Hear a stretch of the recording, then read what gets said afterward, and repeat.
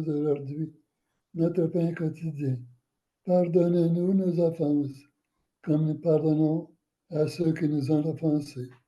Et ne nous laisse pas entrer en tentation, mais délivre-nous du mal. Amen. Je vous salue Marie, pleine de grâce. Le Seigneur est avec vous. Vous êtes bénie entre toutes les femmes. Et Jésus, le fruit de vos entrailles, est béni. Sainte Marie, Mère de Dieu, priez pour nous pécheurs, maintenant et à l'heure de notre mort. Amen. Gloire soit au Père, au Fils et au Saint-Esprit, comme il était au commencement, maintenant et toujours, dans les siècles des siècles. Amen. Alors, bienvenue à tout le monde. Aujourd'hui, le sujet, c'est la sincérité. La sincérité, on connaît ça, mais c'est peut-être bon de redire comment ça se situe un peu dans la divine volonté. C'est à peu près au même rang que la continuité. L'an dernier, on avait parlé de la continuité dans la vie divine, dans la divine volonté. Jésus veut que nous soyons constants et non pas avec des arrêts. Autrefois, nous avons été habitués souvent avec des dévotions. On fait une dévotion le premier vendredi du mois, premier samedi du mois, ou à telle date, ou tel jour, on fait une neuvaine, et ensuite c'est fini.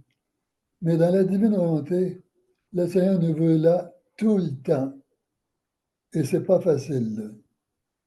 Parce qu'il veut notre attention. Pas de dire, je veux être tout le temps, puis on fait d'autres choses. Il veut notre attention et il la connaît. On ne peut pas le jouer par en arrière, le tricher, non. Il veut notre attention à la divine volonté tout le temps. Vous allez dire, mais quelquefois, on est pris par d'autres tâches, il le sait, et ça, il est d'accord avec ça. Par exemple, ça peut être manger, dormir, faire un travail qui est nécessaire, qui est notre devoir d'État, ou prendre une récréation. Il sait tout ça. Mais il veut que même là-dedans, quelquefois, au moins au début, nous pensions à la divine volonté. Et que plus tard, de plus en plus, nous soyons pris par, comme une idée fixe, la divine volonté. Alors, en parallèle avec cette conformité dans la divine volonté, une égalité de tout temps, depuis le matin où on se réveille, c'est pour ça là qu'on a la prière préalable. Il y a toutes sortes de prières préalables, de très belles, composées, qui sont longues. Il y en a de très courtes. Essayez de faire les deux, d'en trouver une très belle, plus exposée, qui dit toutes vos intentions pour la journée. Essayez d'en avoir une qui est plus courte lors de votre réveil dans votre lit ou sur votre chaise ou votre fauteuil. Vous dites, Seigneur, toute ma journée, c'est pour toi. Toutes mes pensées, mes prières, mes actes, mes actions sont pour toi. Et je ne veux pas suivre ma volonté, mais la tienne. Indique-la-moi clairement. Ça, c'est un acte préalable. Alors, il veut que le soir aussi, nous fermions la soirée avec une prière. Par exemple, il l'a suggéré quelque part, quelquefois, que tous les battements de mon cœur, tous mes respires, tout le sang qui voyage dans mon corps, toutes ces grâces opérantes en moi, qu'elles lui disent, Seigneur, je t'aime, pendant notre sommeil. Alors, il va toujours y avoir quelque chose qui parle qui continue même lorsque notre esprit est endormi. Notre présence amoureuse doit se faire sentir par lui. C'est comme lorsque nous allons devant le Saint-Sacrement, il y en a qui pensent qu'il faut parler tout le temps, prier tout le temps, lire tout le temps. Non. Quelquefois, c'est bon de contempler Jésus. Peut-être même plus, contempler plus que prier vocalement ou en lisant. Le regarder. Quitte quelquefois à sentir le sommeil. Ça arrive. Mais l'idée est là, le dessein, le but est de communiquer avec Jésus. Et sa communication n'est pas toujours parlante. Elle est beaucoup plus subtile. Elle vient comme un nuage en nous. Et nous, notre communication avec lui devrait être un peu comme un nuage. Seigneur, je te contemple. Comme disait le paysan que le curé d'Ars a rapporté, je le regarde, il me regarde. C'est une présence. C'est la même chose. Quand on voit une belle fleur, qu'est-ce qu'on fait? On s'arrête, on regarde avec nos yeux, on l'admire sous toutes ses formes, même on essaie de humer le parfum de cette plante, s'en remplir et s'en réjouir. Ça devait être la même chose, mais à un plus haut degré avec Jésus, lorsque nous le visitons. On peut le visiter à l'église, une chapelle, un autre endroit, mais même s'il n'est pas là physiquement dans l'Eucharistie, on peut avoir un coin chez soi pour se recueillir. Et Jésus le sait très bien où c'est, et il vient. Que nous soyons assis à genoux, couchés, étendus, debout, peu importe, il est là pour nous, pour recevoir de nous le meilleur de nous. Le meilleur de nous, c'est la sincérité. On ne peut pas jouer au faux avec Jésus. On peut le faire avec les êtres humains. Quelquefois, on fait un sourire. À l'intérieur, ce n'est pas un sourire. Mais avec Jésus, il faut être vrai, authentique. Il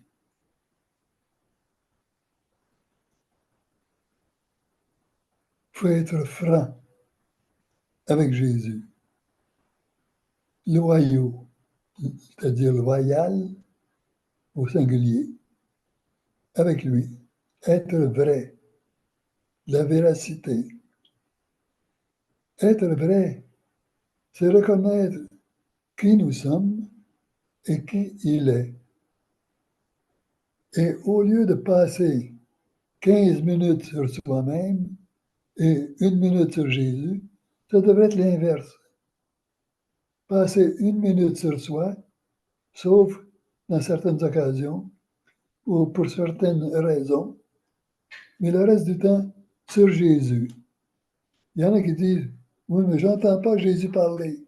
C'est pas nécessaire qu'on l'entende par nos oreilles. Il envahit notre être, comme l'Esprit Saint est un envahissement du Père et du Fils. Il est là présent. Ce n'est pas nécessaire que le Père dise à son Fils, je t'aime. Et que le Fils dit, oui, papa, merci, moi aussi. Ce n'est pas nécessaire. Alors, cette communication doit être non seulement continuelle, mais sincère. Nous allons voir un peu quelles sont les marques de cette sincérité. Nous pouvons percevoir quelquefois la sincérité des personnes qui s'adresse à nous. Quelquefois, ça reste à voir. Mais avec Jésus, il faut être vraiment sincère. Sans ça, on n'avance pas. Et ne pas avoir peur avec Jésus. Il n'est pas là pour nous donner la bâtonnade, pour nous faire souffrir, pour nous tuer. Au contraire, il veut nous sanctifier. Il veut rendre notre existence heureuse sur la terre. Bien, pour avoir une existence bien heureuse avec lui plus tard. Il est là pour nous. Il le dit plusieurs fois dans les livres de la divine volonté, qu'il a divinisé tous nos actes à chacun de nous depuis notre conception dans le sein de notre mère jusqu'à notre départ final. Chacun de nos actes, de nos pensées, de nos prières, il les a divinisés pour nous aider. Et nous, qu'est-ce qu'on fait sur la terre? On essaie de rejoindre cette intention de Jésus, de dire, je fais ma prière, je vais dire, mon Notre Père, ou aider quelqu'un le mieux possible, sans avoir derrière une pensée négative. Celle-là ou celui-là, je vais l'aider, mais c'est la dernière fois. J'en peux plus. Si c'est comme ça, demandons au Seigneur la patience, la force, l'amour vrai. Jésus a montré son amour vrai en allant jusqu'au bout. Il aurait pu le faire en disant, oh oui, je vous aime et je vous sauve tout le monde. Et on va au ciel. Mais il a été plus loin. Il a été jusqu'à montrer ce qui est contraire à la création humaine, à la création divine de l'être humain. Dieu nous a créés pour être heureux, parfait, en harmonie avec tout le reste, comme c'était le cas avec Adam et Ève. Tout était en perfection. Il n'y avait jamais de maladie, ni de peur, de dire il y a des bêtes féroces ou il va y avoir un tremblement de terre. Non. Tout était en harmonie, en beauté, en paix, en joie, en bonheur. C'est ce que le Seigneur veut pour nous. Alors, lui, il nous a démontré jusqu'où peut aller son amour, jusqu'à prendre les plus grandes souffrances que personne d'autre sur la terre pourrait atteindre.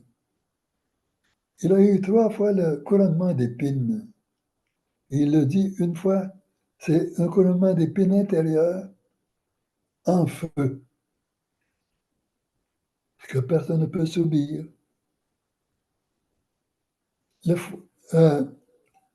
Lorsqu'il a reçu le fouet, il l'a reçu aussi en feu, des lanières de feu sur son corps. Il a pris tout ça pour nous démontrer jusqu'où peut aller son amour. Alors, lui, il est sincère. Quand il dit quelque chose, c'est ça.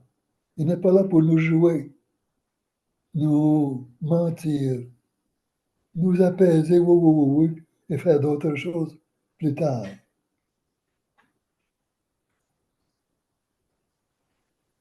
Je vous rappelle, la continuité dont on avait parlé s'étend aussi de toute notre activité, soit intellectuelle, physique, morale, toute notre vie devait être englobée dans la divine volonté. Au début, ça commence un pas par pas, mais de plus en plus, ça devrait être du matin jusqu'au soir. Et la nuit, comme je vous l'ai dit, en lui offrant nos battements de cœur, nos respires, la circulation du sang, sa grâce opérante en nous, en lui offrant tout ça comme amour. Le remerciant quand on peut durant la journée, ou bien dans nos prières, ou dans la contemplation. Le remerciant, c'est ce qu'on appelle des rondes, pour chaque chose qui est dans la nature. On peut prendre un jour toutes les plantes, tous les arbres, tous les animaux sur terre, dans l'eau, dans la mer, même les insectes, les papillons, tout, le louer pour tout. Oui, mais il y a des choses que j'aime pas. C'est peut-être parce qu'on ne les comprend pas assez. Il y a la perturbation. Ça, c'est vrai. Ça ne vient pas de Dieu, ça vient de l'homme. Combien essaient de manipuler les nuages, la température, pour leurs intérêts personnels, comme font certains marchands qui manipulent les prix en changeant le volume ou le poids, la quantité de nourriture ou de la matière, en changeant le prix, mettant ça sous une autre forme pour profiter des autres. Lui, Jésus, c'est pas pour profiter lui-même, il a tout. Il veut que nous en profitions nous-mêmes. Il l'a dit quelquefois, l'être humain a à construire son palais, son château. Il l'a détruit. Et moi, où vais-je demeurer? Dans une cabane délabrée? C'est pas très plaisant. Même si je suis prêt à souffrir tout, je voudrais que la personne qui chemine dans la divine volonté soit salubre, soit sincère avec moi. Si quelqu'un dit un mensonge et s'en aperçoit, où cette personne-là devrait dire, pardon Seigneur, j'avais pris la résolution de ne plus mentir, ou j'avais pris la résolution de ne plus faire d'orgueil, ou de vanité, ou de vengeance, ou je ne sais pas quoi, ou d'impureté, ou de vol. Ah, ça c'est bien moi Seigneur. Alors, nous allons passer à travers différents aspects pour voir où on peut avoir de la sincérité. Tout d'abord, il faut apprendre à se connaître soi-même. Plusieurs disent, mais je me connais moi-même. Je sais que si quelqu'un me crie des bêtises, je vais me fâcher. Est-ce tout?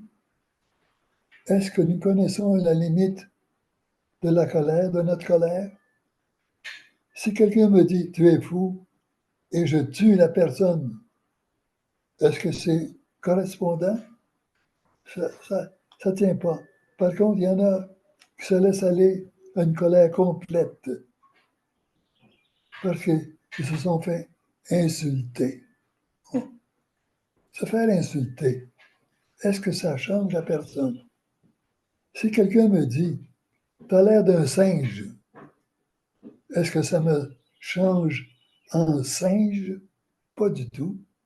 Alors pourquoi on laisse la personne parler? Peut-être qu'on l'a insulté, ça lui a fait mal, et elle se venge ou elle réplique en disant une autre insulte. Alors nous devons nous connaître nous-mêmes. Sommes-nous patients? Sommes-nous bons? Sommes-nous désireux de la paix, de l'harmonie?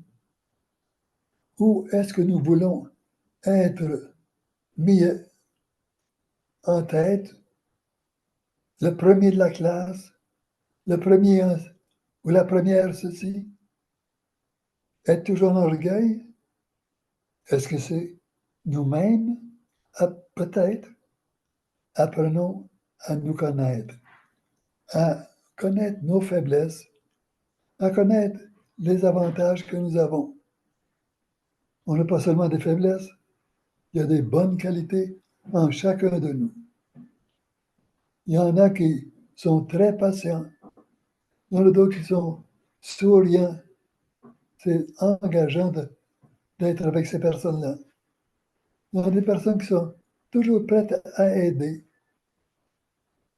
Alors, remercions le Seigneur pour les qualités qu'il nous a données à chacun de nous. Et ces qualités complètent les manques dans les autres, comme les qualités des autres complètent les manques en nous. Alors, il y a une référence pour sa connaissance de soi-même. C'est le volume 2 à la date du 2 juin 1899. 2 juin 1999, volume 2. Vous allez pouvoir lire là-bas. Dans notre personnalité, nous ne sommes pas toujours égaux. Il y a des hauts et des bas. Pourquoi? Quelquefois, c'est la fatigue. Quelquefois, ce sont les gens autour de nous. Quelquefois, d'autres circonstances. Quelquefois, il y en a qui boivent un peu trop d'alcool et qui commencent toutes sortes de choses. Ça peut être joyeux, ça peut être pas joyeux. Alors, sachons que nous aussi, quand nous sommes fatigués, nous avons moins de résistance. Et aussi, si nous ne prions pas souvent, si nous n'avons pas recours à notre maman Marie, à notre Papa du ciel, à Jésus, à l'Esprit Saint, nous sommes démunis. Le démon va venir vers nous. Regardez, Jésus dans le désert, à la fin, s'est fait tenter par le malin. Et il avait sa défense. Il donnait les paroles de la Bible pour repousser Satan. La Sainte Vierge a dû avoir des tentations aussi. C'est pas dit, mais elle a dû en avoir. Et elle a repoussé Satan. Il y a certainement des tentations humaines. Par exemple, lorsqu'on a voulu mettre son fils descendu de la croix dans le caveau, elle aurait voulu le garder avec elle. Mais les disciples, Joseph d'Arimathie et l'autre, ont dit non, demain c'est le sabbat et il reste 1 heure à peine avant que le sabbat commence aujourd'hui, samedi. Alors il faut l'enterrer dans le caveau. Alors elle était là, tirée par son amour de Jésus et tirée par la, la volonté de Dieu le Père de le mettre dans le caveau, selon la coutume juive. Ça a été une souffrance. Mais elle a imploré le Seigneur et elle a obéi à la volonté divine. Alors nous aussi, il peut y avoir des hauts et des bas dans notre personnalité, dans le temps des tentations. Et même si nous succombons à une tentation, ce n'est pas la fin du monde. Aussitôt qu'on s'en aperçoit, on fait disparaître le péché. Comment? En demandant sincèrement pardon à Dieu. Ça se fait en un instant. Ah Seigneur, pardon, pardon. Et le péché est parti. Si c'est un péché grave, il nous reste à le confesser avant de recevoir l'Eucharistie. À se confesser le plus tôt possible.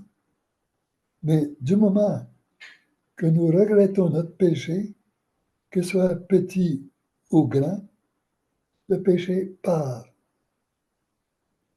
Si c'est un péché grave, comme vient de dire, on ne peut pas recevoir l'Eucharistie avant d'être allé au sacrement du pardon. Il faut avoir aussi la pureté d'intention. C'est-à-dire ne pas essayer de jouer avec le Seigneur, être plus rusé que lui. Regarde, je fais ça, là. En fait, c'est pour mon bien à moi. Mais je dis, c'est pour toi, Seigneur. Ah, tu vois, je vais prendre 3 chocolats au lieu de 5. Tu vois, je suis bon.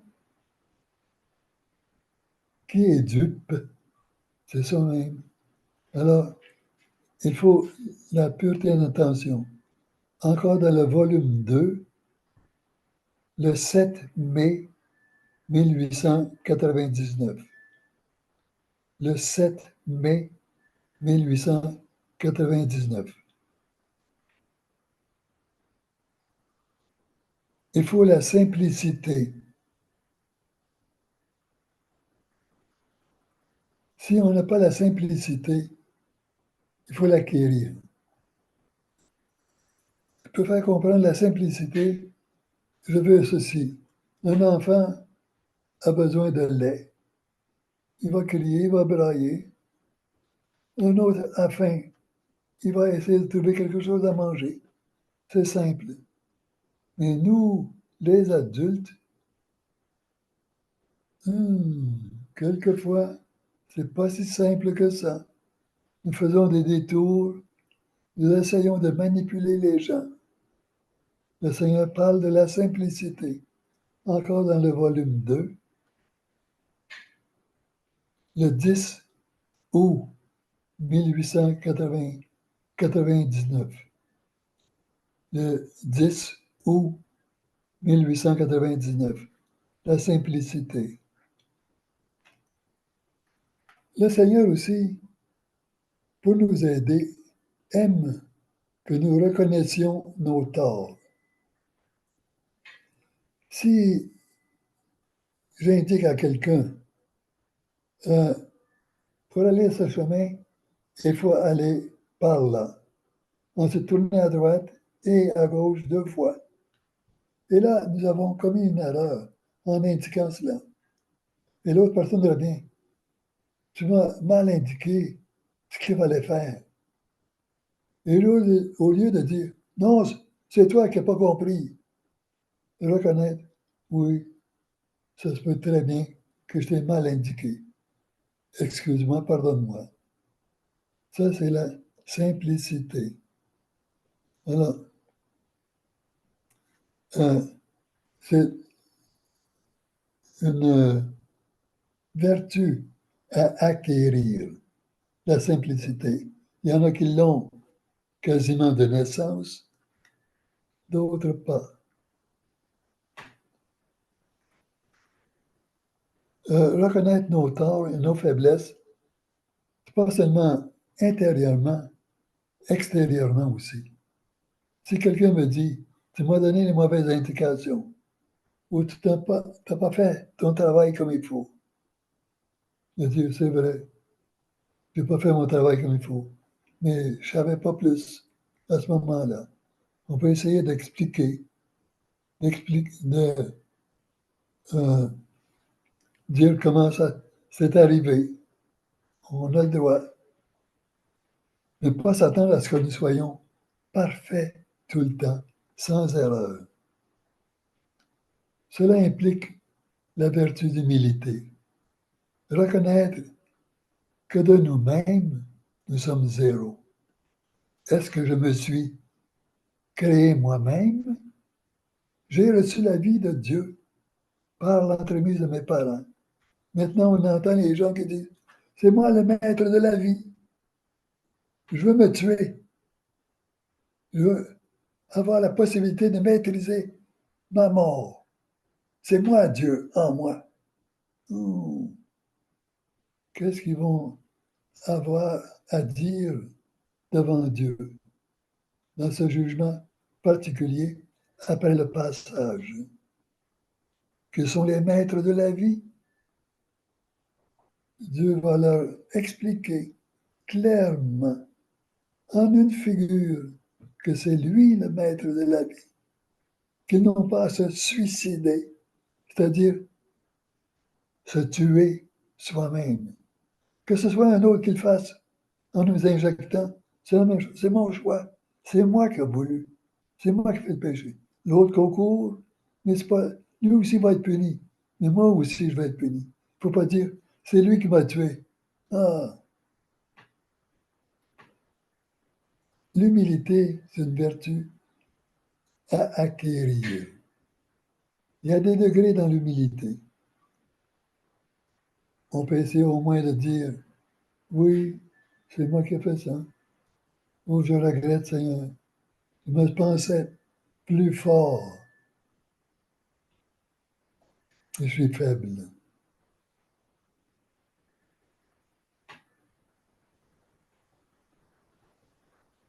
La sincérité avec qui? Avec nous-mêmes. C'est pour ça qu'il est bon de se connaître. Si moi, je me fâche facilement, il y en a qui ne se fâchent pas facilement, mais ça gronde. Puis ensuite, ça devient un tremblement de terre, quelque chose d'énorme. Mais au début, ça ne paraît pas.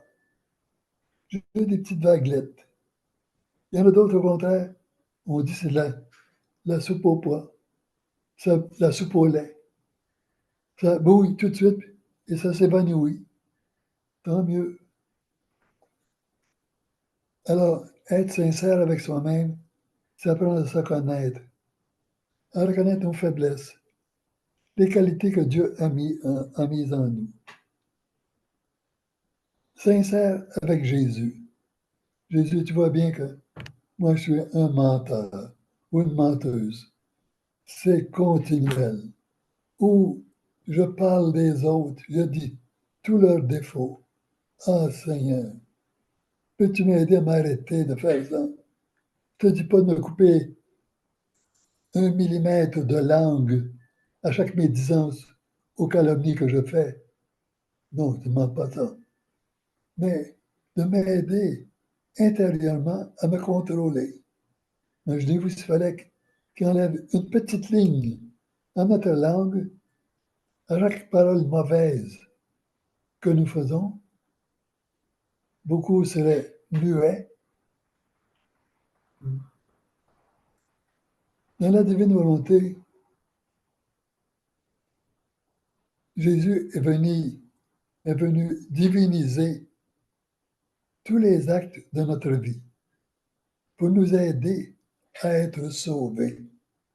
Pour ne pas dire, moi j'ai tellement de difficultés, j'ai le péché originel, j'ai tous les péchés sur mon dos que je commets continuellement. Ah, j'y arriverai jamais. Le Seigneur a repris nos vies à chacun de nous. Quand est-ce qu'il a fait ça? À Gethsemane. Pendant les 3 heures d'affliction, de souffrance, il nous a revus, chacun de nous, avec le pouvoir de sa divinité, et il a souffert au point de vue humain pour chacun de nous, depuis notre conception jusqu'à notre départ pour l'au-delà. Alors, il faut être sincère avec lui, au moins. Ensuite, il ne faut pas se décourager. Quand on commence à vivre dans la divine volonté, oui, oui, oui, c'est facile. Et quand on nous dit le soir, combien de temps tu as pensé à la divine volonté? Moi, je me rappelle au début, oh, pas une fois. Et c'était comme ça, très souvent, jusqu'à petit à petit. Donc, j'ai pensé une fois. Non, quelqu'un m'a aidé à y penser. 2 fois. Ouais. Là, je me mets un papier pour y penser. On me met un livre. Là, ça va mieux, petit à petit. Alors, ne pas se décourager dans la divine volonté. Ça, c'est être sensible à l'action de Dieu.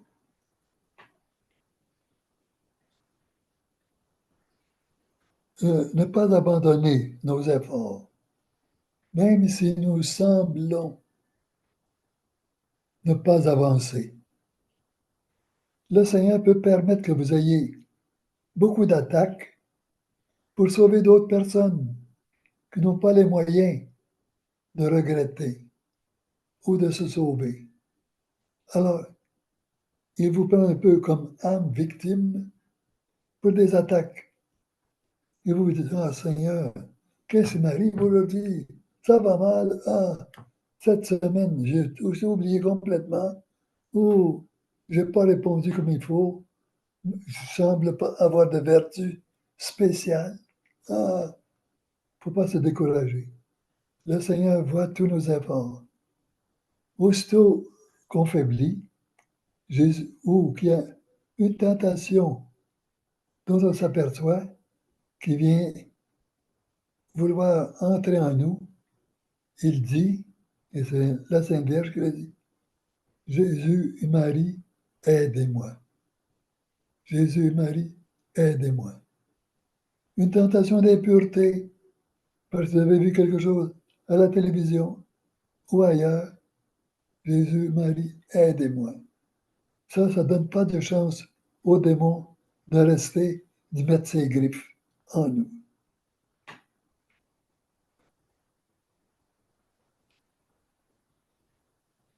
Ne pas essayer de faire toujours les choses les plus faciles dans la divine volonté. Par exemple, lire une prière. On n'a pas d'effort, on lit la prière. Pourquoi pas en composer soi-même? Pas nécessaire d'écrire, la faire intérieurement, même si vous balbutiez, même si vous n'êtes pas certain, vous recommencez. Le Seigneur est très heureux de vous entendre. Le Seigneur voudrait être capable de prier comme un tel, comme une telle, comme Louisa, faire tout. Louisa a eu des difficultés elle aussi. Elle faisait des erreurs. Elle a recommencé. Seigneur, Seigneur. Et Jésus lui indiquait quelquefois. Elle n'a jamais abandonné. Ça a été proche quelquefois, mais elle n'a jamais abandonné. Nous non plus, nous ne devons pas abandonner. Être vrai avec soi-même. Reconnaître que nous n'avons pas toutes les qualités, toutes les vertus du monde. J'en ai une ou deux. L'autre que je vois se contrôle, ne se fâche jamais. Puis moi, je suis toujours en ébullition. Alors, s'accepter soi-même. Seigneur, je suis comme ça. Peut-être que l'autre a d'autres difficultés que vous ne connaissez pas et qui sont bien pires que les vôtres. Et que l'autre se fustige, se débat avec tout ça.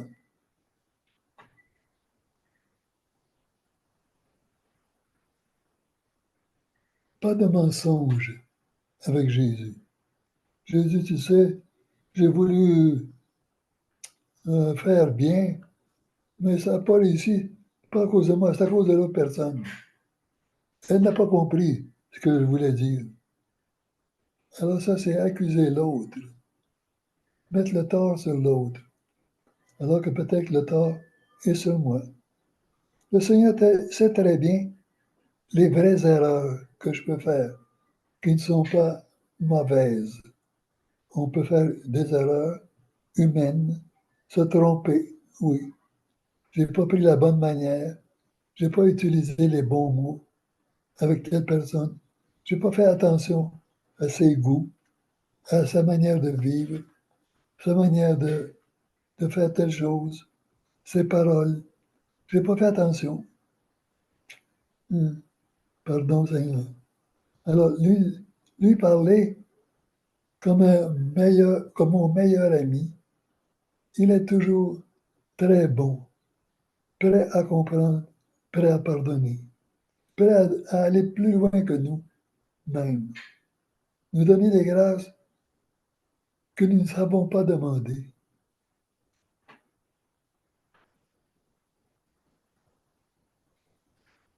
Nous devons essayer de plaire uniquement à Jésus. C'est bon de plaire à son mari, à son épouse, aux voisins, à des amis, à des gens de la famille, c'est bon. Mais tout d'abord, plaire à Jésus dans la divine volonté. C'est ce qu'il y a de primordial. C'est ce sur quoi nous allons être jugés à notre jugement personnel lors de notre départ de la terre. Nous ne serons pas jugés sur les réactions des autres, mais sur nous-mêmes. Alors Jésus va voir tous les efforts que nous avons faits. Supposons que quelqu'un est énormément jaloux. Ça vient de ses parents, de ses grands-parents, toute la famille, toute son éducation. Supposons que cette personne est immensément jalouse de tout, de tout. Est-ce que c'est de sa faute? Nous tenons beaucoup par hérédité des bonnes choses ou des mauvaises choses de nos ascendants, ceux qui nous ont précédés. Il y en a qui ont des gros nez à cause de leurs ascendants, le père, leur mère, le grand-père, grands-parents, arrière-grands-parents ou d'autres. D'autres, c'est des oreilles, d'autres, c'est l'intelligence, d'autres, c'est la colère, de tout, de toutes les façons. Alors, soyons honnêtes avec nous-mêmes et demandons pardon pour nos grandes faiblesses. Ça peut être la faiblesse de l'impureté, de la colère, la jalousie, du mensonge, de l'orgueil, la vanité. Chacun est différent, chacun a ses barrières à, à abaisser.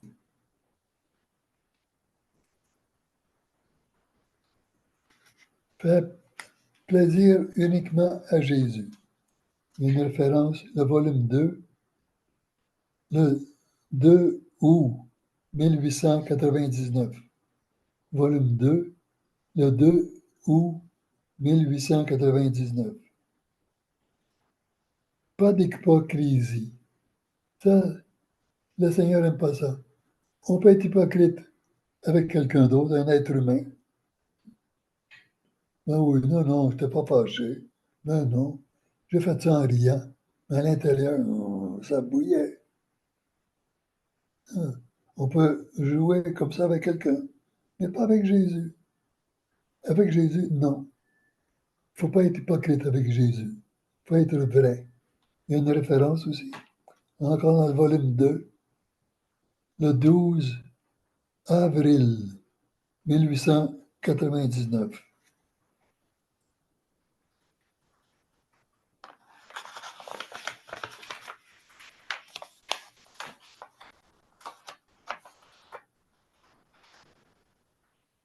Pour être constant dans nos progrès, dans notre lutte contre nos défauts, contre nos faiblesses, il faut implorer Jésus et Marie, ou Dieu le Père, l'Esprit Saint, Louisa aussi. Jésus a donné Maman Marie et Louisa comme nos deux mamans. La différence, vous le savez, Maman Marie n'a jamais eu le péché originel. Louisa Picaretta l'a eu. Mais elle a été enseignée par Jésus et elle est arrivée à pouvoir acquérir ce titre de maman pour tous les êtres humains. Alors, pour progresser, ayons recours à eux, que ce soit l'acquisition des vertus, la maîtrise de nos faiblesses. Ne pas critiquer les autres, c'est une autre façon d'être sensible à Dieu, à la divine volonté.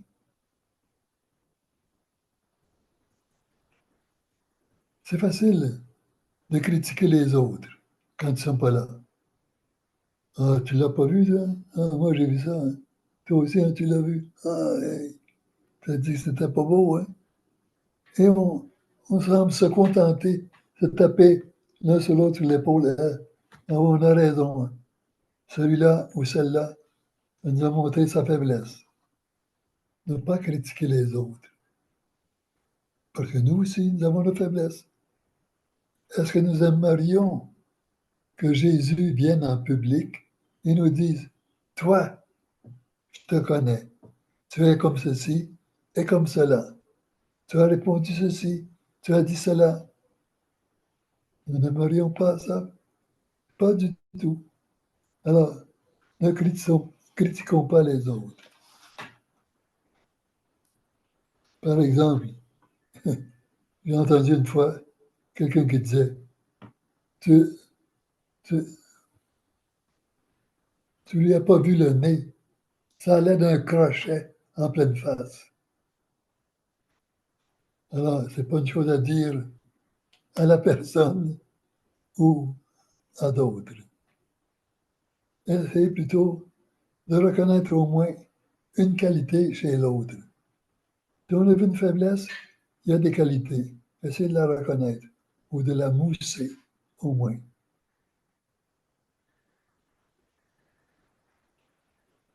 Il faut essayer aussi, dans la sensibilité, d'éviter la paresse dans la divine volonté.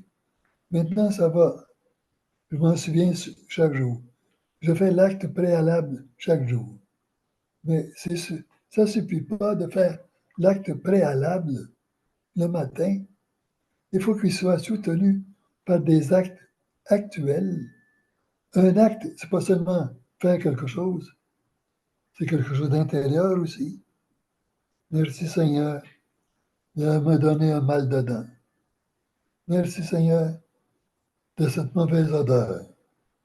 Merci Seigneur de ce mal de tête. Merci Seigneur de ce que la personne m'a dit. Merci Seigneur pour tout. Ou bien on veut éviter tout dans la divine volonté. Alors, non seulement on va éviter la sensibilité, mais la continuité dans la divine volonté. Même si on fait ça, l'acte préalable le matin, il n'est pas soutenu durant la journée par nos efforts.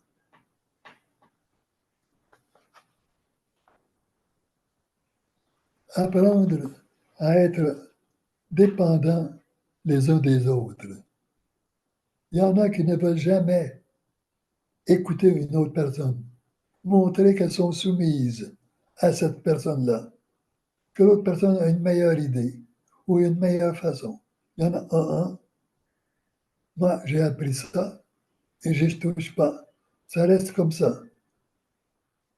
Pourquoi pas essayer de faire la manière de l'autre, même si ce n'est pas mieux que la nôtre. Ça peut encourager l'autre aussi, du moment qu'il n'y a pas trop de dégâts. Alors, il y en a qui ne veulent pas être soumis de quelque façon que ce soit, avoir à obéir à quelqu'un d'autre. Hein? Lui obéir, faire ça, jamais de la vie. Il n'y a aucune autorité sur moi. Jésus lui dit, a dit, quelquefois dans le livre du ciel, même si l'autre personne n'a pas d'autorité sur vous, essayez de lui obéir dans ce qu'elle demande, quand c'est faisable. C'est un acte de soumission à la divine volonté.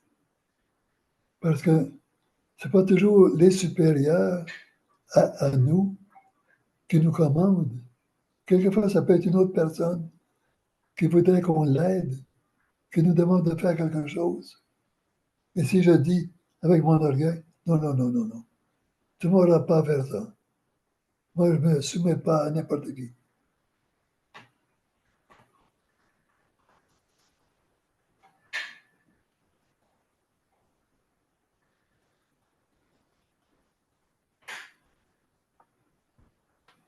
Il y a des corollaires, c'est-à-dire des choses qui découlent de la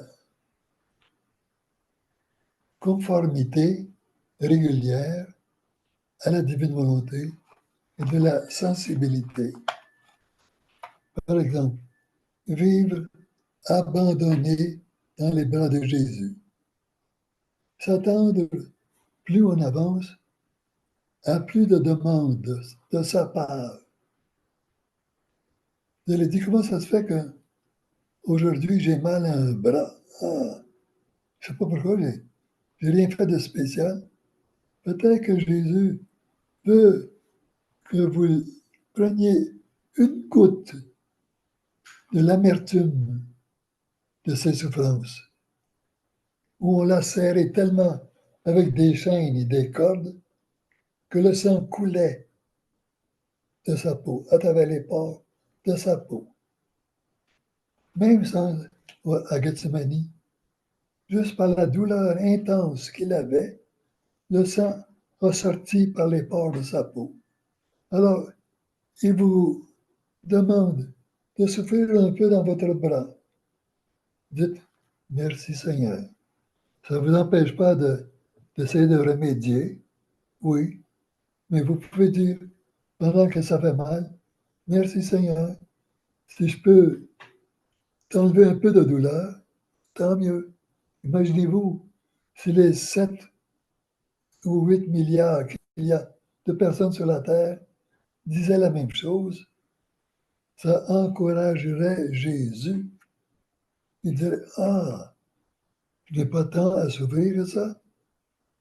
Tout le monde est avec moi. Ah, alors juste une personne qui lui dit, merci Seigneur, je t'offre ça. Ça fait mal, mais toi, tu as souffert plus que moi pour tous mes péchés.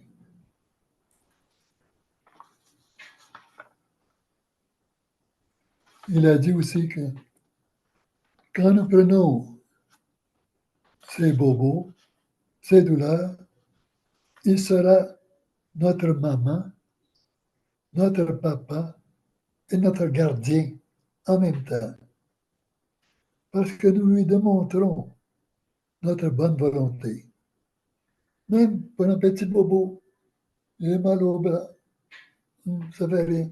Ou je me suis écrasé un doigt, ou je me suis frappé sur le nez.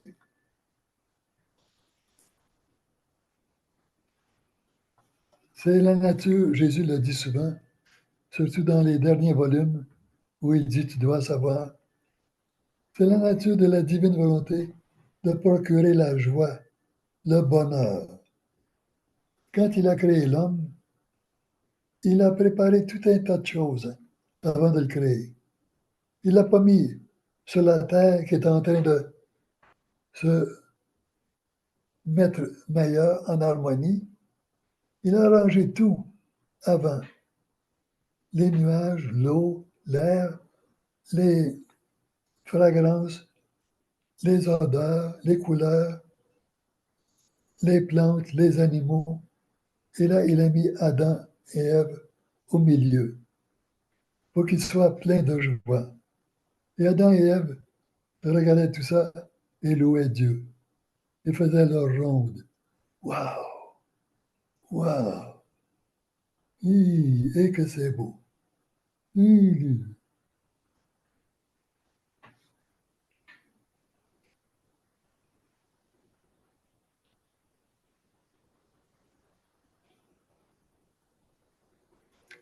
Dans la divine volonté, Jésus, quand il nous voit en ruine, soit à cause de notre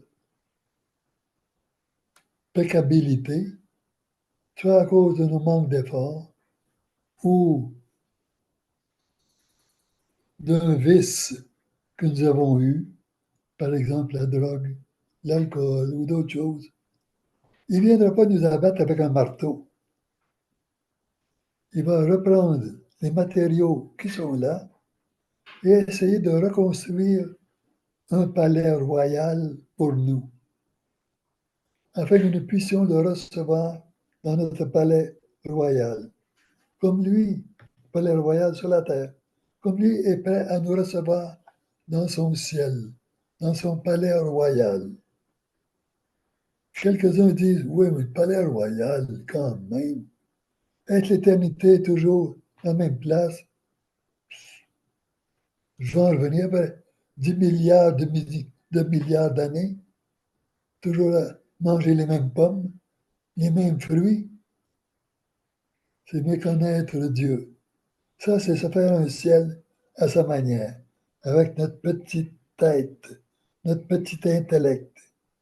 Dieu dépasse tout de ce que nous pouvons penser ou imaginer. Alors, avec les débris, il ne faut pas se décourager. Dire, Seigneur, je suis une loque humaine. Mon caractère n'est pas bon. Mon entourage n'est pas bon. Je n'ai rien, je suis pauvre, à tout point de vue. Ah, ça va mal. Au contraire, vous êtes l'être que Jésus veut aider le plus. Il va se mettre après vous pour vous remodeler. Ayez confiance. Il est heureux de vous aider, de nous aider. Il y a une référence, le volume 20, le 23 janvier 1927. Il est prêt à utiliser notre pauvreté pour nous reconstruire. Avant que je termine, il reste quelques minutes. Une parole de Dieu, allez voir dans Éphésiens 4, chapitre 4, du verset 30 à 32.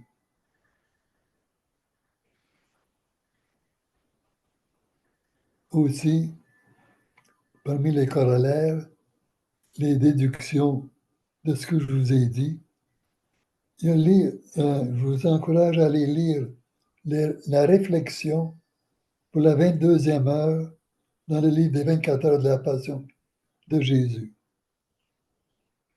La réflexion qui est là pour la 22e heure dans le livre des 24 heures de la Passion de Jésus. Je vais vous lire Corinthiens.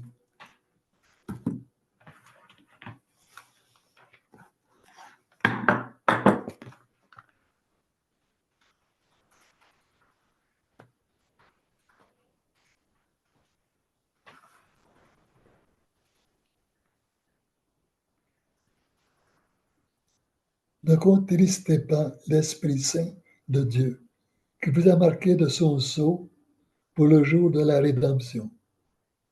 Aigreur, emportement, colère, clameur, outrage, tout cela doit être extirpé, enlevé de chez vous, avec la malice sous toutes ses formes. Montrez-vous au contraire bons et compatissants les uns pour les autres, vous pardonnant mutuellement, comme Dieu vous a pardonné dans le Christ. Au nom du Père et du Fils et du Saint-Esprit. Amen. Merci. Merci, Père No. On va prendre il va y avoir deux intermissions dans notre rencontre. On va faire jouer deux rondes. La première est un peu plus longue, je vous avertis.